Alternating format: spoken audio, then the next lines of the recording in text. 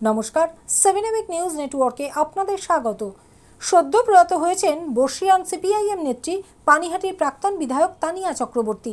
এদিন সোদপুর লোকসংস্কৃতি ভবনের সুকুমার রায় মঞ্চে প্রয়াত নেত্রীর স্মরণ সভায় হাজির ছিলেন সিপিআইএমের রাজ্য কমিটির সম্পাদক মোহাম্মদ সেলিম, রাজ্যের প্রাক্তন মন্ত্রী রেখা গোস্বামী, মহিলা নেত্রী রমলা চক্রবর্তী, মানস মুখার্জি, সায়নদীপ মিত্র, পলাশ দাস, কলতান দাশগুপ্ত, দুলাল চক্রবর্তী সহ অন্যান্য নেতৃবৃন্দ। প্রয়াত নেত্রীকে অভিবাদন জানাতে সাধারণ কর্মী সমর্থকেরা ভরিয়ে দিয়েছিলেন হলের প্রতিটি চেয়ার। উপস্থিত নেতৃত্ব বর্তমান পরিস্থিতিতে বাম কর্মীদের স্মরণ করিয়ে দেবার চেষ্টা করেন তাদের দায়িত্ব এবং কর্তব্যের কথা। আর সভা শেষে মোহাম্মদ সেলিম বলেন, রাজ্যের ভোটে দল বদল হয়েছে ঠিকই, কিন্তু বদল হয়নি শাসকের চরিত্র। সেই স্বৈরাচার আরও তীব্র হয়েছে।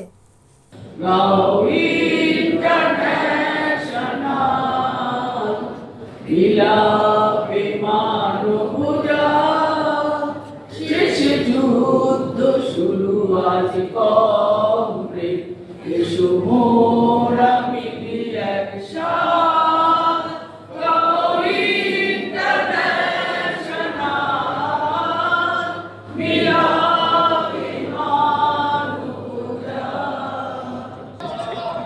যখন ম্যানেজিং কমিটি বাতিল করলো তখন বলেছিল সব রাজনীতিবিদরা ভরে গেছে যেটা তৃণমূল করেছিল, সুতরাং ওটার থেকে মুক্ত করা হবে।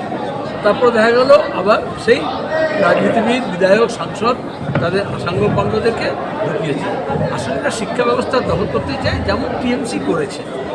আমরা যেমন এসেছিলাম তখন আমরা শিক্ষা গণতন্ত্র করার কথা বলেছিলাম, নির্বাচিত সংস্থা তৈরি করা হয়েছিল শিক্ষা প্রশাসনে এবং স্কুল ম্যানেজিং কমিটি থেকে, মাদ্রাসা ম্যানেজিং কমিটি থেকে, বোর্ড থেকে ইউনিভার্সিটি পর্যন্ত নতুন স্ট্যাচুট করে সমস্ত প্রতিনিধিত্বমূলক করা হয়েছিল। তারপরে আমরা দেখলাম মমতা ব্যানার্জি মনে আছে জগ ছুড়ে মেরেছিল, সেরকম লোকজনকে সব করেছিল। তো বিজেপি এখন তার থেকে কি উঠে যাবে? তারা তো টিএমসি 2 শুধু সমীকরণটাতে কোথায় বলেছেন আমরা ভালো তৃণমূল হওয়ার চেষ্টা করব। তারপরে বললেন কে ভালো কে মন্দ, মানুষ তো মানুষ। এরা পরিবর্তনের নাম করে আসলে গরিব মানুষ, হকার্স, ফুটপাথবাসী, কলোনিবাসী তাদের উপর আক্রমণ করছে। কিন্তু যে ব্যবস্থা তৃণমূল লুটতরাজের, তোলাবাজের এবং শিক্ষা সংস্কৃতিকে ধ্বংস করার যে পথ নিয়েছিল, তার থেকে বিজেপি এক পা পিছবে না, কয়েক ধাপ আরও এগিয়ে যাবে। এই যে আপনার যাদবপুর ইউনিভার্সিটির ঘটনার পরে একটা প্রশ্ন উঠে আসছে যে ইউনিয়ন কেন নির্বাচন হবে না? যে 3 মাস মানে গত 3 মাস আগে মুখ্যমন্ত্রী বলেছিলেন যে কলেজে ইমিডিয়েট নির্বাচন। যেটা বলেন সেটা আপনারা বিশ্বাস করেন কেন? বা লোকজনকে এই যে মিডিয়া সেগুলো বিশ্বাসযোগ্য করে তোলার চেষ্টা করে কেন? প্রত্যেক সপ্তাহে দেখবেন বিজেপির মুখ্যমন্ত্রী, মন্ত্রী, রাজ্য সভাপতি প্রতিদিন কথা পাল্টাচ্ছে। সকালে একটা কথা হচ্ছে, বিকেলে একটা কথা হচ্ছে। আমাদের ছাত্র আন্দোলন থেকে এই দাবি আছে এবং আমরা মনে করি গণতন্ত্রের প্রথম পার্ট হয় ক্যাম্পাসে যদি নির্বাচিত সংস্থা পরিচালিত করে স্টুডেন্টস ইউনিয়ন, তাহলে পরবর্তীকালে বিধানসভা, লোকসভা, রাজ্যসভায়, পৌরসভায়, পঞ্চায়েতেও সেই গণতান্ত্রিক মূল্যবোধ আরও জোরদার হয় এবং অভিজ্ঞ ছেলেমেয়েরা তারা রাজনীতিতে চলে আসে, শিক্ষিত ছেলেমেয়েরা। আর তা নাহলে যদি তোলাবাজিতে যদি রাজনীতি হয় তাহলে তোলাবাজ এমএলএ এমপি হবে। তাই হচ্ছে এখন লোকসভা, রাজ্যসভা, বিধানসভায় দেখুন, লিস্ট করে দেখুন, হিস্ট্রি শিটার্স আছে, মার্ডার আছে, মলেস্টার্স আছে, রেপিস্ট আছে। তাহলে কোন দিকে দেশটাকে নিয়ে যাওয়া হচ্ছে তার উপর নির্ভর করে। ক্যাম্পাস রাজনীতি যদি সুস্থভাবে হয়, সুষ্ঠুভাবে হয়, গণতান্ত্রিকভাবে হয়, তাহলে সেখানে মতাদর্শগত চর্চা হয়, সেখানে বিতর্ক হয়, সেখানে রাজনীতির বিভিন্ন প্রসঙ্গ, অর্থনীতির বিভিন্ন প্রসঙ্গ, ছাত্র জীবনে, ছাত্র আন্দোলনে, ছাত্র সংগঠনে এবং শিক্ষার বিষয়গুলো উঠে আসে।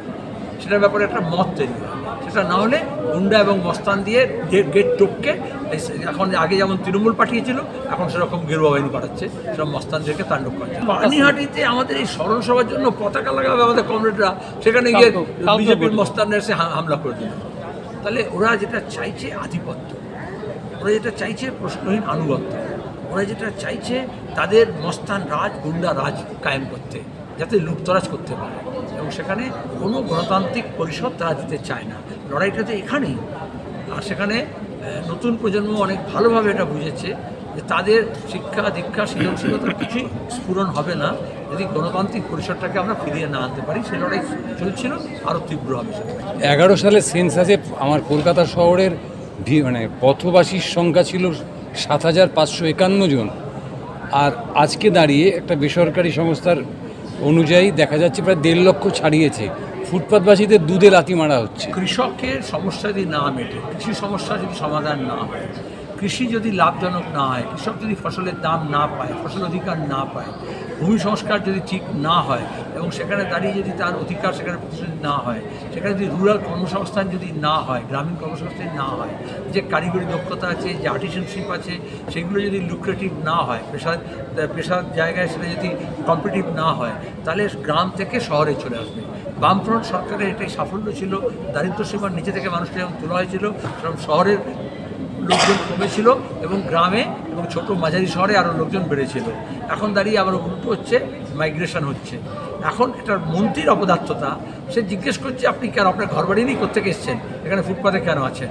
তাহলে 14 সালে বিজেপি সরকার আসার পরে বলেছিল 2000 সালের পরে গৃহহীন কোনো মানুষ থাকবে না, হাউজিং ফর অল, সবার জন্য ঘর হয়ে যাবে। তখন তো বিজেপিকে প্রশ্ন করতে হবে যে কেন 2020 বলেছিল 2000 সালের মধ্যে সবার জন্য ঘর হবে, এখনও সবার ঘর হলো না।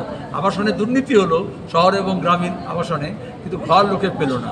তাহলে জুমলা ছিল, যদি আবাসন সবার জন্য হয়ে যেত তাহলে ফুটপাতে কে সাহস করে থাকতে চায়, সাত করে কেউ থাকতে চায়?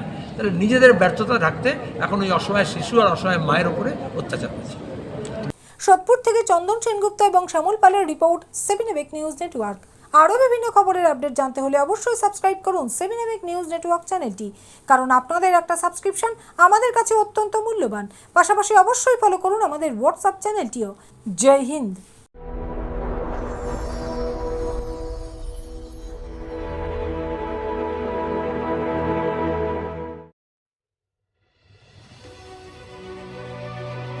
Elegance is never accidental.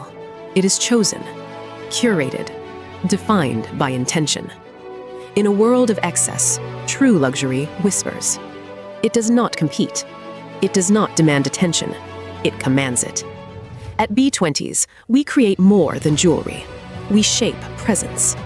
Every curve is considered, every surface refined, every detail deliberate, crafted with precision, finished with restraint, designed not to overpower, but to elevate.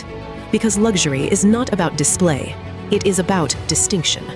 The quiet confidence of gold against skin, the subtle brilliance of light catching movement, the harmony between strength and grace. This is not ornament, it is expression, not decoration, but identity, a reflection of self, unapologetic, uncompromised, timeless. At B20s, modern elegance finds its voice without ever speaking. This is refinement without noise, beauty without excess, luxury without effort. B20s, the premium luxury brand. Elevate your everyday.